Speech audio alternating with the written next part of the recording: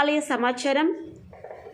మంగళవారం 2024 ఆలయ కార్యనిర్వహణ అధికారి విజయ రామారావు ప్రెస్ మీట్ నిర్వహించారు. ఆలయ చైర్మన్ శరత్ పాఠక్ ఆలయ అధికారుల సమక్షంలో 2 సంవత్సరాల లీజు హక్కులు సీల్ టెండరీ కింద వాటిని నిర్వహించడమైనది.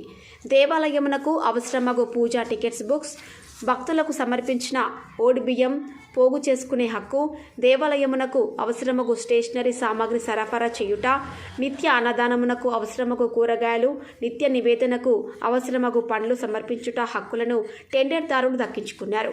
శ్రీ జ్ఞాన సరస్వతి దేవి అమ్మవారి పేరుతో కాటన్ కండువలు, జాకెట్ పీసులు సరఫరా చేయుటకు ఒడిబియ్యంలో వచ్చిన ఎండు కుడుకలు, బాదాంలు, పసుపు కొమ్ములు పోగు చేసుకుని హక్కు, అమ్మవారికి రోజువారీ అలంకరణ కొరకు విడిపూలు, పూలదండలు, తోరణాలు, గజమాల సరఫరా చేయుటకు టెండర్లదారులు రాకపోకలతో రద్దు చేయడమైనది. కమిషనర్ ఆదేశాల మేరకు తదుపరి టెండర్ నిర్వహించబడుతుందని తెలిపారు.